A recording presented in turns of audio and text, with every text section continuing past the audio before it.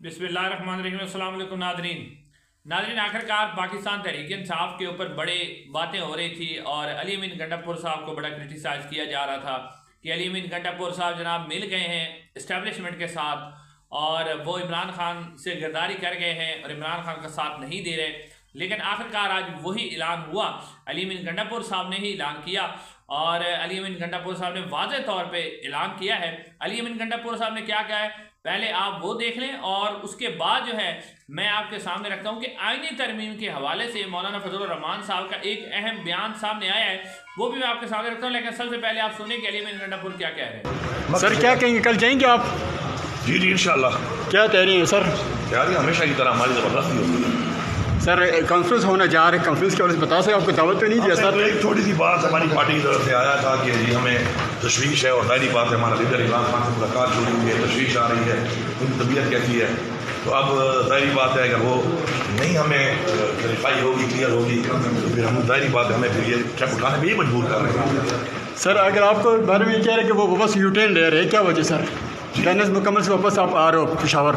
जी आपने सुना कि अली अमीन गंडापुर साहब ने कह दिया है कि हमें वाज़े तौर पर जो है हुकूमत ने ही मजबूर किया है कि हम जो है इस एहतजाज का ऐलान कर रहे हैं।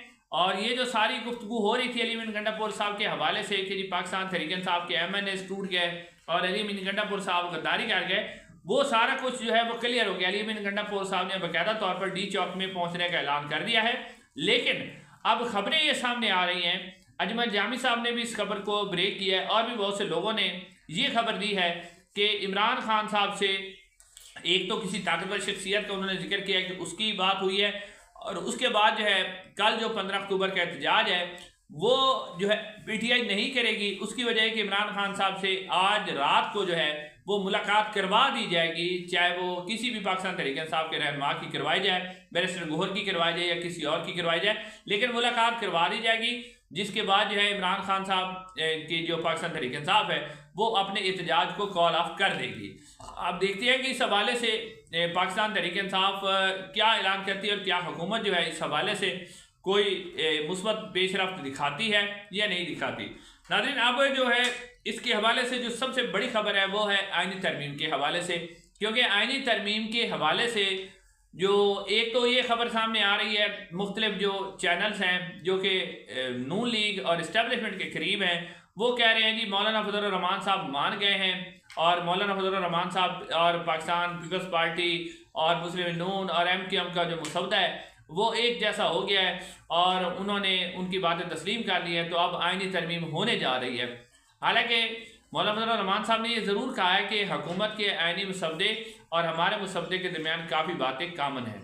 लेकिन आज इस सब के दौरान जो सबसे बड़ी डेवलपमेंट हुई है ना मौलाना फजलुर रहमान साहब के हवाले से, वो नाज़रीन डेवलपमेंट ये है कि पाकिस्तान जो तहरीक इंसाफ है उसको भी बड़ी कामयाबी ये मिली है कि मौलाना फजलुर रहमान साहब ने जो आईनी मसवदा दिया है उसमें 2 से 3 ऐसी शिकें हैं जिस पर पाकिस्तान तहरीक इंसाफ को इतराज़ है, जिसमें आर्मी चीफ साहब की जो आर्मी चीफ को हटाने का तरीकाकार है उसके अंदर तब्दीली है, आर्मी चीफ की तैनाती के हवाले से भी तब्दीली है, एक्सटेंशन के हवाले से भी तब्दीली है।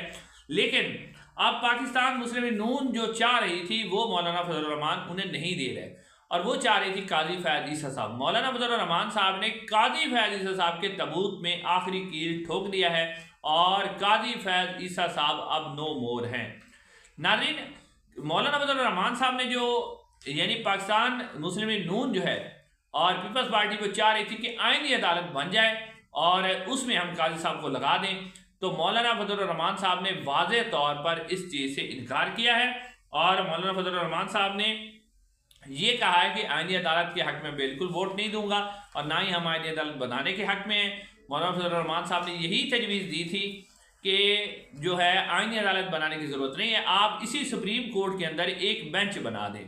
लेकिन यहाँ पर जो हुकूमत है उन्होंने मौलाना फजलुर रहमान की इस बात से एग्री किया, लेकिन उन्होंने मौलाना से कहा कि आप कुछ लें और कुछ हमें भी दें, यानी ज़रूरी नहीं है कि आप जो बात कर रहे हैं हम आपकी मानते हैं तो फिर एक बात आप हमारी भी मान लें। तो इसमें अब जो ज़राए से खबर आ रही है वो ये तय हुआ है कि मौलाना फजलुर रहमान साहब की इस बात पर हुकूमत, पाकिस्तान पीपल्स पार्टी और MQM इस बात पर मुतफिक हैं कि हम आईनी अदालत नहीं बनाते, इसी अदालत के अंदर एक जो है हम आईनी बेंच बना देंगे। इस बात पर हुकूमत बिल्कुल जो है मौलाना फजलुर रहमान के साथ है। अब इसके ऊपर मौलाना फजलुर रहमान साहब से उन्होंने क्या मांगा है और इतलात के मुताबिक मौलाना फजलुर रहमान साहब वो देने के लिए तैयार है।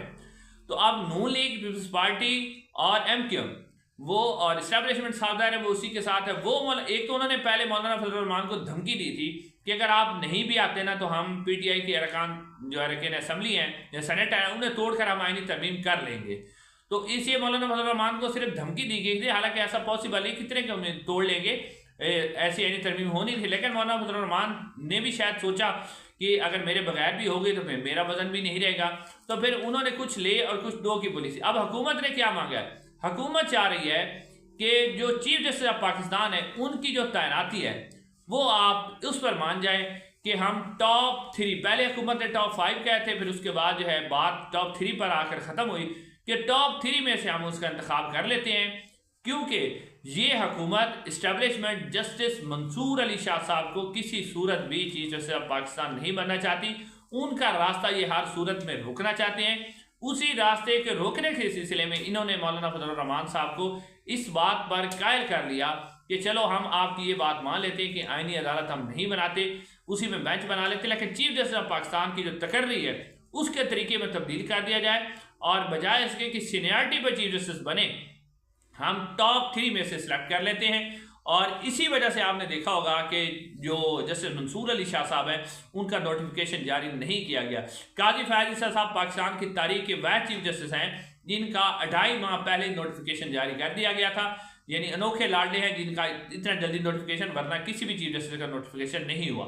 अब टॉप 3 में जब बात आती है तो टॉप 3 में काजी फयाज ईसा साहब के बाद है जस्टिस मंसूर अली शाह साहब, जस्टिस मुनीब अख्तर और जस्टिस याहिया अफरीदी। तो नाज़रीन आपको पता है कि मंसूर अली शाह साहब का रास्ता वो खुद रोकना चाह रहे हैं, जैसे मुनीब अख्तर को किसी सूरत काबिल कबूल नहीं है उन्हें, आपको नजर आ रहा है कि अब हुकूमत जो है वो जो जस्टिस याहिया अफरीदी हैं उनके नाम पर मुतफिक है और मौलाना फजलुर रहमान साहब भी इस बात पर मुतफिक हो गए हैं कि जो जस्टिस याहिया अफरीदी है अगर आप उनको चीफ जस्टिस बनाते हैं तो मैं आपकी सपोर्ट करूँगा। नाज़रीन इंशाल्लाह अगली वीडियो में मुलाकात होगी। अस्सलाम वालेकुम।